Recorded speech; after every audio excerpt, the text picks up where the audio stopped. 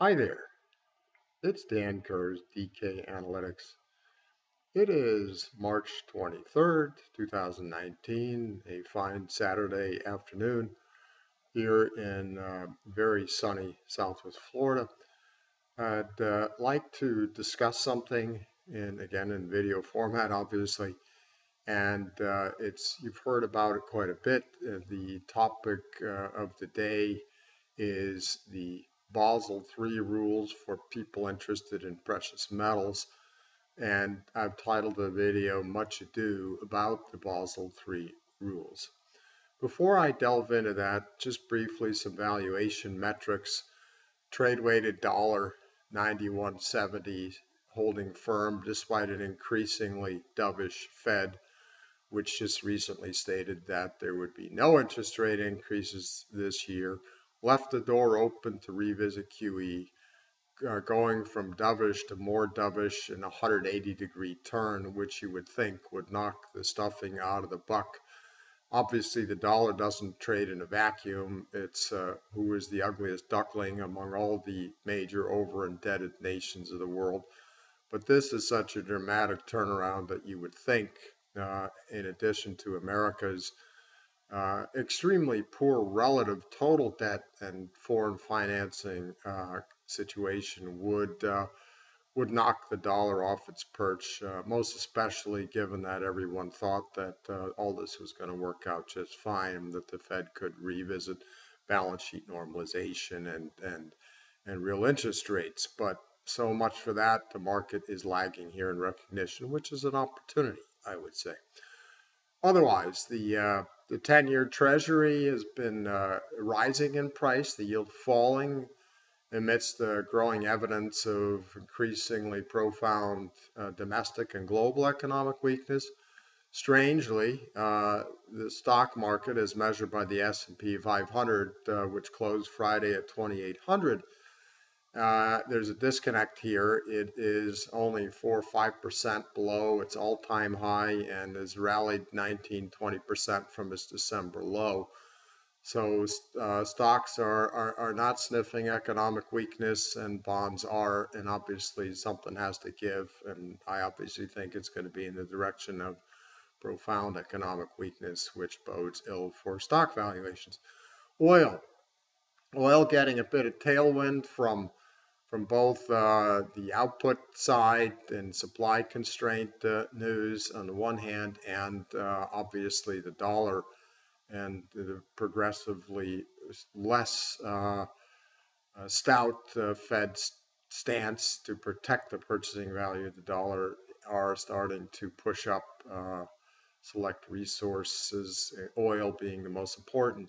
This has also given precious metals a nominal lift, albeit rather subdued. Gold catching a bid, crossing 1,300 pretty definitively at 1,318. Silver continuing to lag behind as the silver to gold ratio continues up to march upward in the 80 to 1 range. Precious metals really aren't getting too much of a positive spin from these developments, and again, that's an opportunity in my book. And I also state this in context with my headline of this video, Much Ado About the Basel III Rules. Well, not so much in terms of the gold price, but let me delve into it. This much ado is about marking gold up to the market price as regards central bank balance sheets versus giving it a 50% valuation haircut, right, until now. That is until March 29th, when banks will be able to carry it as a tier 1 asset at market prices in fiat currency terms. Now, this has been decided by the central bank of all central banks, the BIS, the Bank of International Settlements in Basel, Switzerland. What gold will be added to so-called risk-free assets, all right? Risk-free tier 1 central bank balance sheet reserve assets, which largely consist of continuously debased counterfeit currencies, fiat currencies, currencies unbacked by gold and silver, and government bonds issued by the same bankrupt currencies and the related currencies. Now, this is both ironic and frankly a disgrace. Why? Because the bonds are suspect, the currencies have continually lost value, purchasing power, and it's gold is the asset which has protected purchasing power over time. Certainly not bonds at diminutive yields and forever greater solvency or insolvency risks, and certainly not cash, the fiat type. And here's a chart that hopefully brings it home well, at least over about a 120-year period.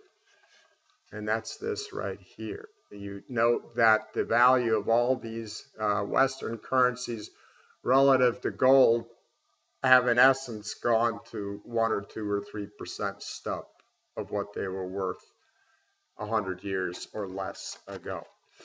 So which is the true risk-free asset that promises to protect purchasing power, which is what central banks are supposed to do first and foremost. But alas, I digress. I call the Basel III rules being implemented on March 29th the duh factor. Why? Because central bankers, especially in the re-emerging world, led of course by Asian nations, but also increasingly in Central European nations, they already know and have long known for historical reasons that gold is the ultimate risk-free asset. The Chinese invented paper money, and the Asian nations have seen paper money become worthless time and time again. So they know at various levels, including the Indian people as an example, that gold and silver are the true stores of value, the true risk-free assets that will preserve purchasing power going forward. In other words, gold and silver are real money. Else, the Asian nations and other re-emerging nations wouldn't have been accumulating gold. Silver, not yet. But the Romans majored in it as their currency, and I think that too will be a preview of coming attractions, i.e. the remonetization of silver, but I'm getting ahead of myself. Let's stick with gold, and that silver will go up in sync with gold, and I believe even more so. That is the over 80-to-1 ratio of gold to silver will begin to reduce in the direction of how it's pulled out of the earth. Or, according to British history and the US Constitution, over centuries, it actually had a roughly 15-to-1 ratio. That is 15 ounces of silver to 1 ounce of gold in terms of value in fiat currency or backed currency terms, not 85 plus to 1. All right, where 1 ounce of gold currently buys 85 plus ounces of silver. But with the coming liquidity and debt crises that are unavoidable, right, it will be nothing other than gold and silver that will preserve, as has always been the case through all of history, the purchasing power of people. And it is this hedge that gold and silver provide. In other words, the ultimate hedge against the upcoming liquidity and debt crises, which will be nothing other than the progeny of leading global central banks' unfathomable money printing and zero or sub-zero interest rate policies over the past decade, also known as financial repression, which, by the way, will soon be doubled down on for reasons I have reviewed and tried to shed light on numerous times in various publications or formats. For graphical depiction of re-emerging world central bank gold accumulation. Have a look here. All right, this is over the past 15 to 20 years. We see these re-emerging nations right here. I hope I'm getting this well into the camera. And I think that truly is the story and a belated recognition by the BIS. Said differently, I'm trying to say the following. Central banks have been select central banks, mostly re-emerging nation central banks, have been sizable net accumulators of gold for a good stretch of time, given what's in the pipeline. That is complete fiat currency destruction revisited, but on an unparalleled global stage. It's never been a global fiasco, as is the case today. The Basel III ruling simply reflects the reality of what? Of central bank balance sheet gold positioning juxtaposed against the unparalleled and growing counterparty and insolvency risks thanks to the sustained and extreme debasement of fiat currency around the globe. Upshot, I'd be surprised if gold rallied in any substantial manner in April as a result of gold's mark-to-market on central bank balance sheets. They've long been positioning themselves and have been buyers in the market, right? So really, other than this label, the supply-demand equation isn't immediately going to be impacted by this. This is a belated recognition of what's been going on already. I call it more tail and less dog. The dog, emerging market central banks, emerging market consumers and savers, have long been running towards and biting into gold. Why?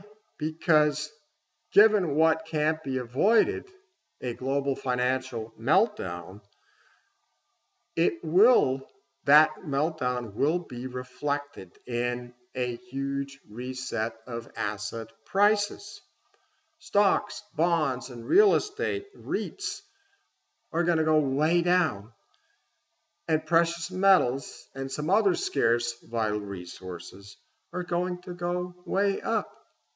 It's always happened that way. It's happening this way in Venezuela today as well, and in Argentina and in other places where financial calamity has sprung into action or is on the scene. So instead of focusing on a Johnny-come-lately admission that gold is real money by central banker elites and should finally be valued as such by those very same global currency destroyers, let me take this opportunity to briefly highlight a few items that I think are going to play a significant role in the upcoming revaluation of gold, and by extension silver, in fiat currency terms. In unbacked counterfeit currency terms, that I think will have that dog run hard, fast, and long, trying to sink his teeth into hard-to-source physical gold and silver. His tail will be but a sideshow. Here goes some of these critical contributing factors in what I think is going to be this huge reset, i.e. much lower bond stocks and real estate prices and much, much higher gold and silver prices. Let me frame it thusly. Annually, many things are supply and demand. I think that's key. All right, and that's the thread running through all of this, frankly. Annual mined precious metal supply, gold and silver, is about 120 to 130 billion of gold and about 13 to 14 billion of silver at current dollar prices. of spot prices of those two metals. In addition, evidence is building that both gold and silver mining output has peaked and is slated for a secular decline. Recall that going from planning to mining output can be a multi-decade effort. All right? And so much gold and silver have been found in the relatively recent past that it's getting harder and harder to extract these scarce, precious metals from the Earth's crust. The value, in an extended sense, or to shed more light on the supply out there, the value of all above ground gold is around 8 trillion at the current dollar price of gold. By contrast, easily accessible silver is estimated to be less than 500 billion above ground, easily accessible silver. Contrast these two numbers, gold and silver, the available supply, forget the addition, but just the supply. Contrast it with over $5 trillion in global fiat currency trading that takes place. Think too that most of the mined silver, and related to a very small amount of accessible silver that people can purchase, tap into, most of mined silver is inaccessible. And it's in, why? Because it's in tiny quantities, too expensive to reclaim, to recover in landfills across the planet. Contrast those numbers once more with, for example, global debt at nearly 250 trillion and expanding 8 trillion plus a year. That is, contrast 140 billion in new mined gold supply and $8 trillion in above ground gold with 250 trillion of global debt and 8 trillion in new global debt just last year. As an extension, global investable assets, mainly comprised of marketable bonds, stocks, and REITs, have been estimated at between 250 and 300 trillion. Now, gold's allocation of global investable assets is under 1%, likely under 0.5%, or between 1.5 trillion and 3 trillion. And in that, silver is an invisible rounding error, percentage-wise. Thus, just a tiny shift in investor demand for gold and silver, coupled with inevitable short covering of huge naked short positions in both gold and silver, right? These two things will quickly come together to overwhelm physical supply, rapidly driving gold and especially silver much higher towards new equilibrium prices. That is, prices high enough to meet demand. You'll have silver just repriced upwards based on its scarcity and gold. In my mind, this isn't a question of if, but only of when. Interestingly, rising premiums over spot for physical gold and silver will likely be canaries in the coal mine, and they are currently expanding beyond seasonal factors, a potential preview of coming attractions. That is, that this has started. The Basel ruling to mark central bank gold to market will likely help sustain a repricing of gold, and by extension silver, to the upside. But clearly, the stage for this has long been set. Again, more tail than dog. A precious metals turbo boost, however, will result when central banks are faced with spreading negative equity, if you marked assets to market, that falling government bonds will precipitate thanks to rising insolvency and even more rampant monetary debasement concerns and realities.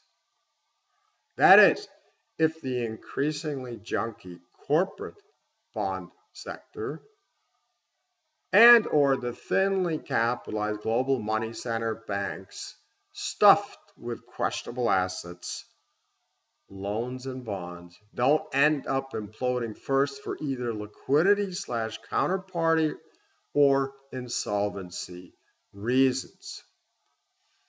Now, central bank assets being marked up dramatically thanks to multiples higher gold prices will, in a best case scenario, possibly bestow on well gold endowed central banks the requisite equity and credibility with which to avoid a debt-induced depression for their respective economies to the degree they can isolate themselves from this global downdraft, or it'll enable them to avoid its hyperinflationary cousin, that is, unparalleled central bank balance sheet expansions to address central bank-induced over-indebtedness.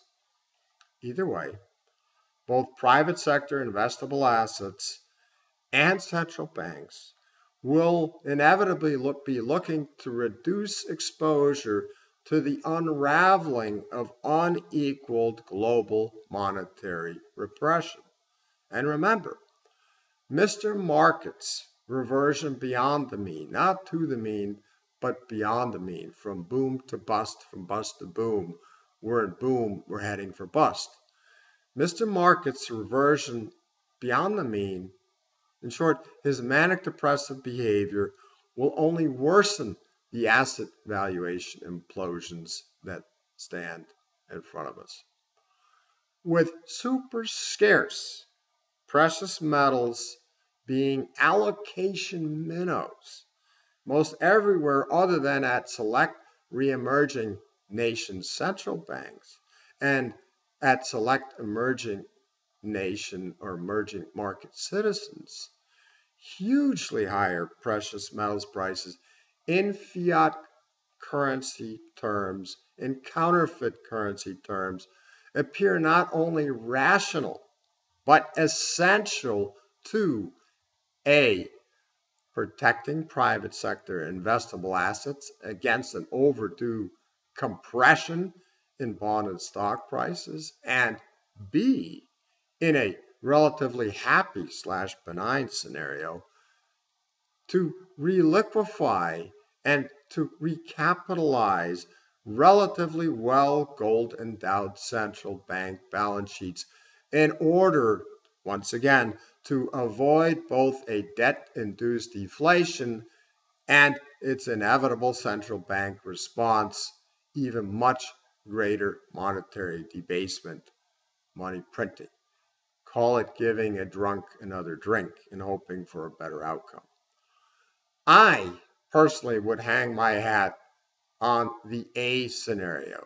That is, the much bigger private sector rushing belatedly to protect itself, those investable assets, the portfolio exposures, via greater exposure to an ultra scarce asset.